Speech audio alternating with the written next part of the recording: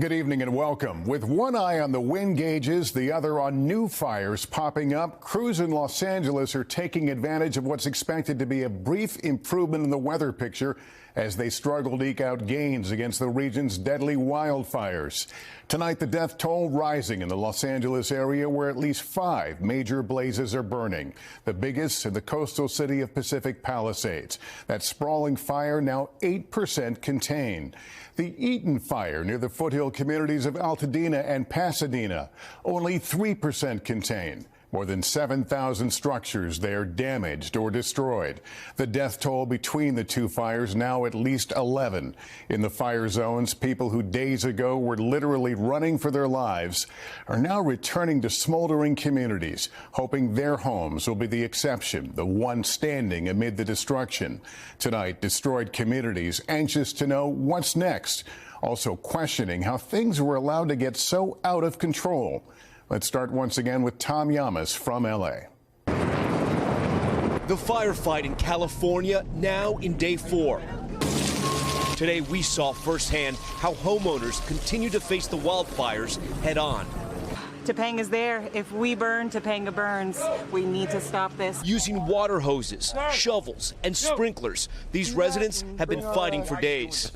You're sweating, you're covered in water and dirt. Why are you doing this? Because there's a whole community behind us, and if we go, they go.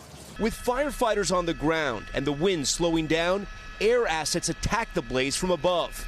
We're in the middle of the Palisades firefight right now. That is a Firehawk. It's a Black Hawk helicopter that has up to 1,000 gallons of water, dropping it right on some of the hottest spots of this wildfire. The accuracy of those airdrops was unbelievable. Even Carmen Harmon, who is 6 months pregnant, spraying down her home with water.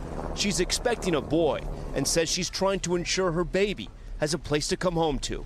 We're ready to go if we need to. We have routes out, but yeah, we want to try and stay in fight. And the threat isn't over. Today, new evacuations ordered as a fire broke out in Granada Hills. And last night, another new fire near Calabasas. A furious effort held back these flames, but with each new outbreak, already thin resources are being stretched even further. Today, there's one less firefighting plane in the air after a super scooper was struck by what the FBI is investigating as a civilian drone strike. The damage left a fist-sized hole in its wing, grounding the vital aircraft designed to drop 1,500 gallons of water on fire. The fires have now burned more than 56 square miles. That's larger than the city of San Francisco. More than 12,000 structures damaged or destroyed. These stunning before and after images of the Eaton fire in Altadena showing what the fire did to a vibrant community. According to the Los Angeles County Medical Examiner, the fires have now killed 11 people, including 83-year-old grandfather Rodney Nickerson of Altadena. And the number of dead is still expected to rise. There's still a lot of people who are unaccounted for. We don't know where they are. I think this toll is likely to go up, whether it's significant or not. Pray God it's not. Hajime White lost her father, Anthony Mitchell, and younger brother Justin, who had cerebral palsy. In the Pacific Palisades, actress Jennifer Gardner's home was spared, but she's dealing with the loss of her own. I'm pointing to a street where a friend of mine lived and she died in the fire, right up there. So coming down here and seeing it, it's very real. Amid miles of destruction, the National Guard now standing outside fire zones to prevent looting. Today, Governor Gavin Newsom called for an independent investigation into the loss of water pressure in fire hydrants. This as outrage is growing and questions remain about what impact LA's mayor Karen Bass's budget cut to the city's fire department had on the response.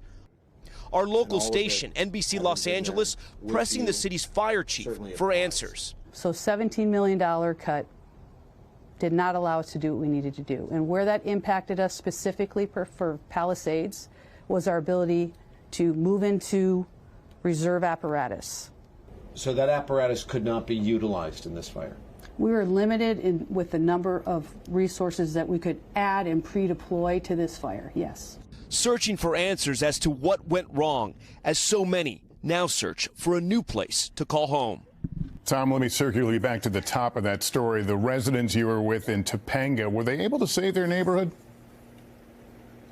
Look, Lester, we were there as those flames were climbing up that hill, but those residents would not stop. With the help of the firefighters, those helicopters, and those airplanes, they took back control. By the time we were done, the smoke had largely cleared out of the canyon. And even though they won the battle today, all the residents there know this war is far from over. Lester. All right, Tom Llamas, thanks. And you saw the images in Tom's report of Altadena, where the second largest fire has also destroyed thousands of homes and buildings. Gadi Schwartz spent the day with people there. Today in Altadena, there are doorways, stairways, entryways into emptiness, and storefronts, portals, and windows into ruin. From above, the loss is staggering. Over 7,000 structures, homes, and businesses destroyed.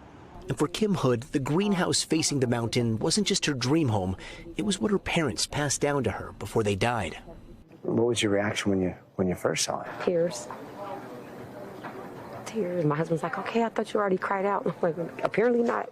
She shows us pictures of her family gathering around her fireplace for Christmas, one of the only remnants left standing. Unbelievable. Up the way, Juan Perez puts the scope of destruction into heartbreaking perspective. It's all gone. All gone. I mean, the kids were born here, raised them here, 20-some years. Built this and it's completely gone.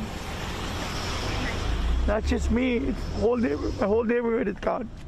There's thousands of us that don't know what we're gonna do, don't know where we're gonna go. There's nothing left, and I've been here for about an hour and a half, and I don't want to leave. It's home. Everything that we know and love is gone.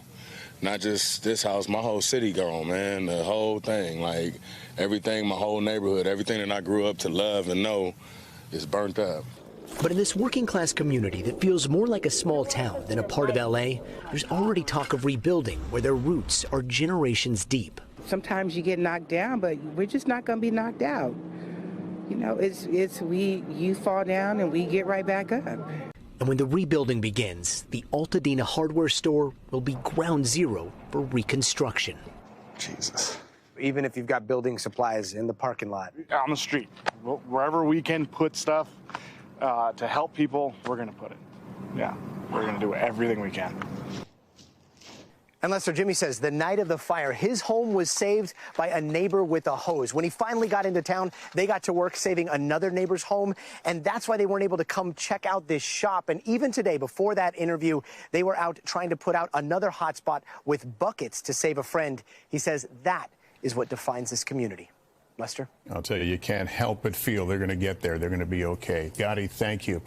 Let's bring in Bill Cairns now. Firefighters catching a small break with the winds, but how does it look in the days to come? Lester, it's important we get these containment numbers up over the next 2 to 3 days because those Santa Ana winds are going to return early next week. This is the lowest that the winds have been ever since the fires erupted 2-3 days ago. As we go through tomorrow afternoon, they kick up a little bit into the 20 to 30 mile per hour range. That really shouldn't hamper any of the firefighting efforts. But we do expect the Santa Ana winds to return. Strong high pressure comes down from the Pacific Northwest. This increases the pressure gradient in Southern California. That is the Santa Ana winds. And we do think we could get wind gusts in the 40 to 60 mile per hour range Monday night into Tuesday. Now, this isn't 80 to 100 like we just saw, but this still is strong enough to cause significant problems. And also, Lester, the big climate headline today, we just found out that 2024 was the warmest year ever recorded on planet Earth. All right, Bill Cairns, thank you so much. Thanks for watching. Stay updated about breaking news and top stories on the NBC News app or follow us on social media.